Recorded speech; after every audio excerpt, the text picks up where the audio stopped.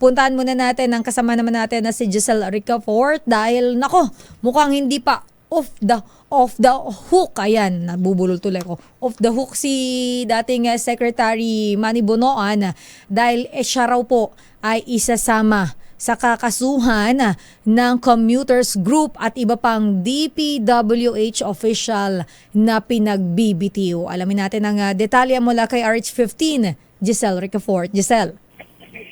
Sister El, kasama si dating Public Works and Highway Secretary Manny Bonoan sa ikinakasang klasut ng Lawyers for Commuter Safety and Protection kaugnay ng di umano anomalya sa mga proyekto sa flood control. Ayon kay LCSP founder Attorney Ariel Inton, hindi ligtas si Bonoan sa pananagutan maski pa nagbitiw na siya sa posisyon.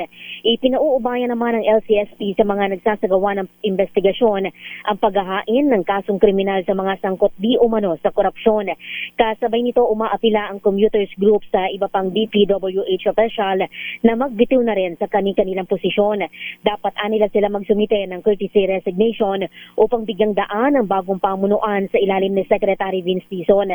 Sabi pa ng grupo, dapat sundan nila ang resignation ng kanilang bossing at alam na raw nila sa kanilang mga sarili na sangkot sila sa katiwalian. Sa pamamagitan daw nito, mas mapadadali ang investigasyon sa sinasabing korupsyon sa kagawaran. Ito si Giselle Ricafort para sa DZRH, una sa Pilipinas, una sa Pilipino.